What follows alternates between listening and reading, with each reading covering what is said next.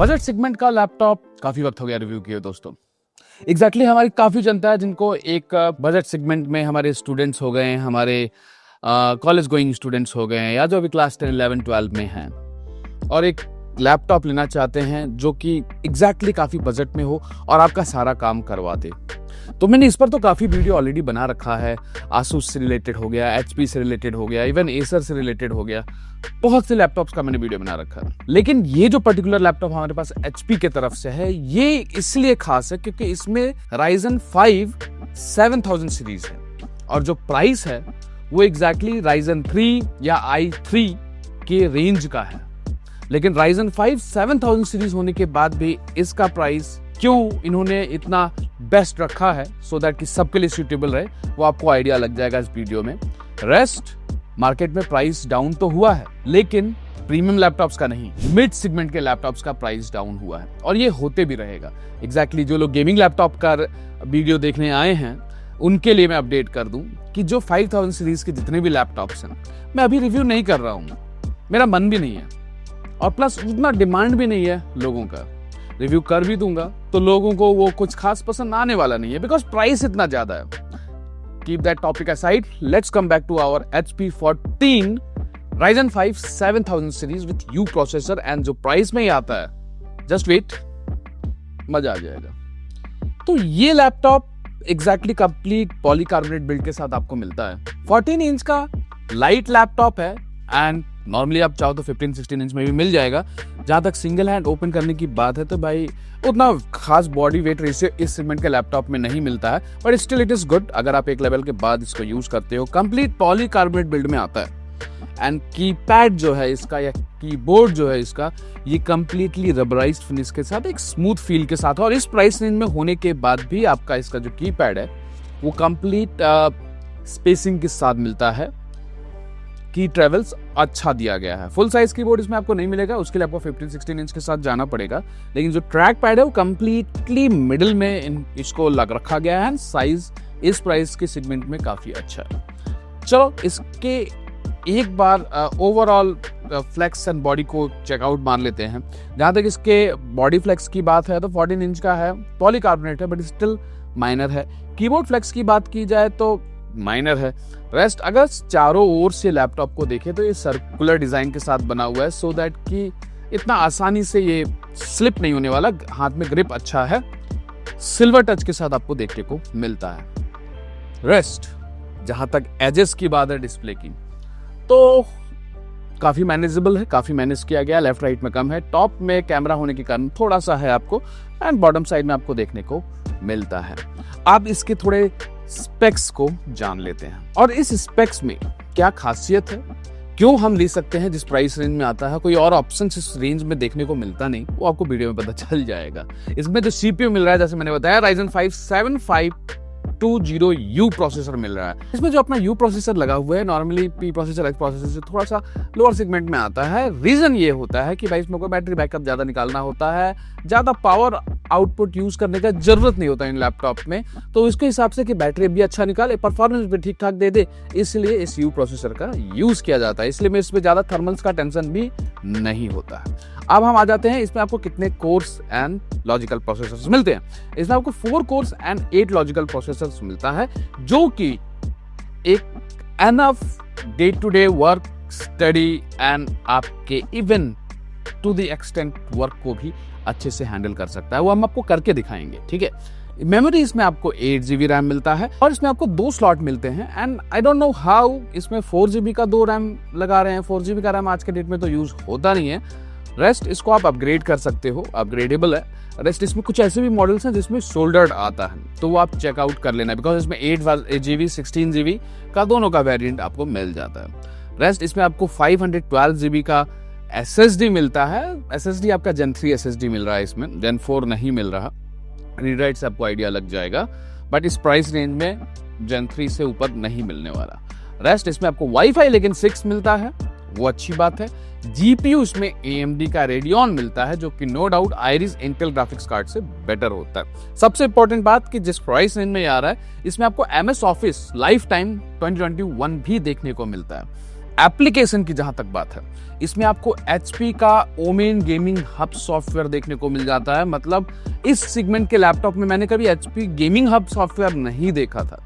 मतलब इसमें आप ठीक ठाक गेम कर सकते हो इस Ryzen 5 7000 सीरीज में। यही एक Ryzen का अपर एज है कि इनके लोअर सेगमेंट लैपटॉप में भी एक ठीक ठाक गेमिंग आप कर सकते हो। मैं आपको आगे दिखाऊंगा। रेस्ट बात होता है कि इस स्लिम सेगमेंट लैपटॉप में क्या हमको पोर्ट्स ठीक ठाक मिल जाएंगे। यस, देखो यार, इस प्राइस रेंज में एग्जांपल HDMI आपको 1.4 ही मिलने वाला है, 2.1 का उम्मीद मत करिएगा, लेकिन आपका ये सारा काम करा देगा 60 FPS तक अगर आप वीडियो स्ट्रीम करना चाहते हो। साथ में आपको एक C पोर्ट मिलता है USB 3 जनरेशन का, एंड एक USB 2.0 का पोर्ट आपको मिल जाता है। राइट साइड में अगर आप देखोगे तो यहाँ पे भी आपको एक USB पोर्ट मिल जाता है with power connector, and left में ही आपको हेडफोन जैक कनेक्टर भी देखने को मिल जाता है। जहां तक इसके थर्मल आउटलेट की बात है, जैसे मैंने कहा कि इन लैपटॉप्स में ज्यादा हीटिंग प्रॉब्लम होता ही नहीं है यू प्रोसेसर के हिसाब से। नीचे आपको एक वेंट मिल जाता है और आपको यहाँ पे 2 वाट के स्पीकर्स मिल जाते हैं। अंदर के साइड यहाँ पर आपको वेंट मिलता है। लेफ्ट एंड राइट में कोई वेंट नहीं इसमें दिया गया है। अब आ जाते हैं क्या इस लैपटॉप में हमको डिस्प्ले ठीक ठाक मिलेगा। देखो गाइज, इस पर्टिकुलर लैपटॉप में IPS kind of, not exactly IPS, TN display, इन तरह के डिस्प्ले आपको मिलते हैं, LCD डिस्प्ले मिलता है, बट इसमें आपको HD 1080 पिक्सल वाला डिस्प्ले मिल रहा है जो कि काइंड ऑफ IPS फील है बट नॉट एग्जैक्टली IPS है। एंड यस, जिस सेगमेंट में लैपटॉप आता है उसमें मुझको इसके डिस्प्ले से कोई भी शिकायत नहीं है, क्योंकि क्रिस्प एंड क्लियर है। कहीं पे भी आपको वो कलर ब्लीड का दिक्कत मेरे को देखने को नहीं मिला। साथ ही आपका ये लैपटॉप का जो डिस्प्ले है उसमें आपको 45% NTSC मिल जाता है, 55% sRGB मिल जाता है। नॉर्मली इसको हम कलर ग्रेड वर्क के लिए तो नहीं लेंगे ना, करेक्ट। साथ में हमने इसमें 4K वीडियो भी चला कर देखा, स्ट्रीम करके देखा, मुझे कोई प्रॉब्लम नहीं लगा। एंड जहां तक साउंड क्वालिटी की बात है, 2 स्पीकर इसमें आपको मिलते हैं 2 वाट के, लेकिन एक सिंगल पर्सन या 2 आदमी के हिसाब से स्पीकर है, क्रिस्प एंड क्लियर है बट लाउड नहीं है, उतना लाउड आपको देखने को नहीं मिलने वाला।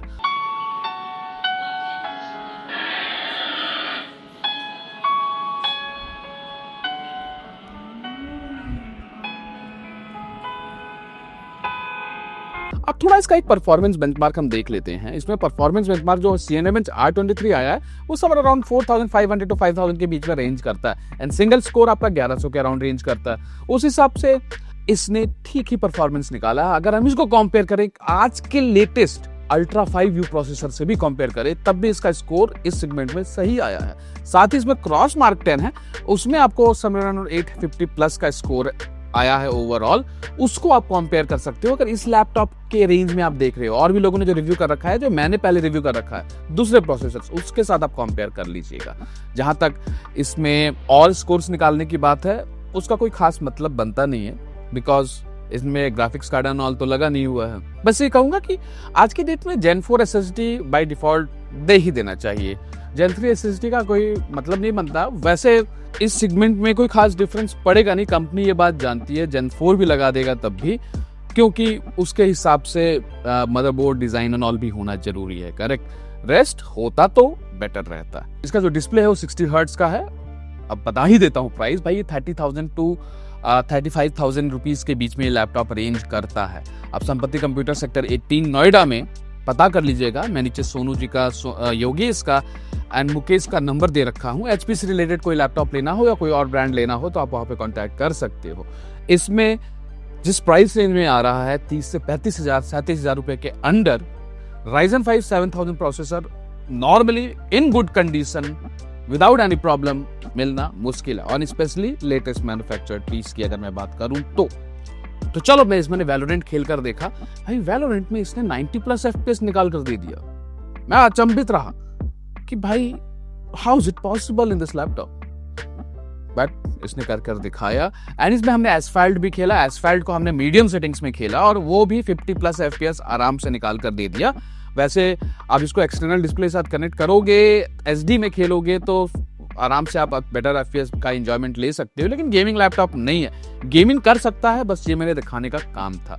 रेस्ट अगर इसमें आप इस लेवल का गेमिंग कर सकते हो तो डुअल ट्रिपल SD एडिटिंग भी आप आराम से कर सकते हो विदाउट प्रॉब्लम। लेकिन मल्टीपल लेयर एडिटिंग के लिए या एडिटिंग मशीन स्पेसिफिक लेनी है, रील्स एडिट करना हो, स्मॉल छोटे मोटे वीडियो एडिट करना हो तो आप फिल्मोरा के थ्रू एडिट कर सकते हो, जो हमको मतलब इससे फील फैक्टर देखने को, मतलब मेरे को एग्जैक्टली 35,000 के अंडर के लैपटॉप में ये चीज नहीं देखने को मिलता है। So I am happy with this performance specially from HP 14, उसमें कोई डाउट नहीं है। साथ ही इसमें हमने कुछ AIML code and all run कर देखा था, साथ में कुछ प्रोजेक्ट्स को कंपाइल करके देखा, तो थोड़ा एग्जीक्यूशन टाइम तो लगेगा गाइज, बट आराम से इसने हैंडल कर लिया। मतलब अगर आप क्लास 10, 11, 12 में कोई पढ़ाई के लिए लैपटॉप लेना चाहते हो और आपका बजट 30-35 हज़ार से ज्यादा का नहीं है, अपने पापा के पॉकेट पर ज्यादा लोड नहीं डालना चाहते हो, तो this laptop can be your option, क्योंकि Ryzen 5 7000 सीरीज इसमें आपको देखने को मिल रहा है। और जहां तक कैमरा क्वालिटी की बात है, क्या है कि आज के डेट में हम स्टूडेंट्स हो गए, या मैं अपने आप को आज भी स्टूडेंट कंसीडर करता हूं, क्योंकि पढ़ाई तो हमेशा करते ही रहना पड़ता है। सो चाहे आप कहीं जॉब ज्वाइन करने जा रहे हो, या इवन आप 5, 6, 7, 8, 9 उस क्लासेस में पढ़ाई कर रहे हो, this can be a great deal for you, correct. जहां तक इसके कैमरा क्वालिटी की बात है, मैं देख सकता हूं कि भाई कैमरा क्वालिटी इस प्राइस के रेंज के लैपटॉप के हिसाब से अच्छा इसने दे रखा है। 720 पिक्सल कैमरा मिलेगा, बट क्वालिटी अच्छा दिया गया है with dual mic noise reduction. मतलब अगर आप ऑफिस कॉल ज्वाइन कर रहे हो, या आप कोई ट्रेनिंग ज्वाइन कर रहे हो, या पढ़ाई कर रहे हो, वीडियो कॉल पे रहना है, उस हिसाब से इस सेगमेंट में अनबिलीवेबल कैमरा दिया गया है। एंड हाँ, जस्ट टू करेक्ट, 720 नहीं 1080 पिक्सल कैमरा इसमें दिया गया है। तभी मैंने सोचा कि इतना अच्छा क्वालिटी कैसे आ रहा है। 1080 पिक्सल देने का रीजन ही सिर्फ ये है क्योंकि इस लैपटॉप को मैक्सिमम स्टूडेंट्स प्रेफर करते हैं फॉर अपने पढ़ाई एंड ऑल के लिए, एंड इवन टीचर्स प्रेफर करते हैं for on call trainings and all. And yes, आप लोग सोच रहे हो कि HP 14 ही क्यों, Asus Vivo भी आता है इस प्राइस रेंज में। इस रेंज में आपको Lenovo Slim 3 भी मिल जाता है।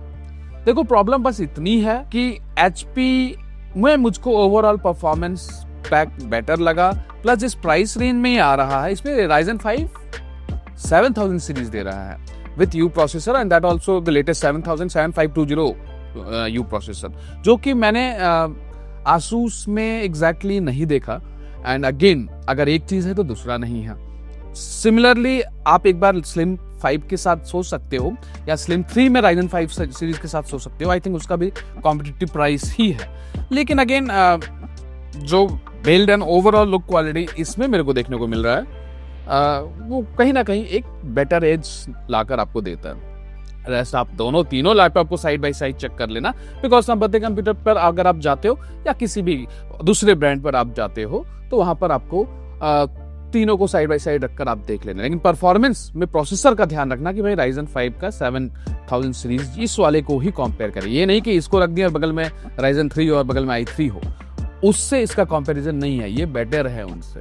That's all in this video guys. I hope आप लोगों को ये शॉर्ट वीडियो पसंद आया होगा। एंड यस, मिलते हैं अपकमिंग नए वीडियो में। 5000 सीरीज का तभी पॉसिबल है जब आप लोगों का प्यार बना रहेगा, करेक्ट। एंड वीडियो को शेयर कीजिएगा।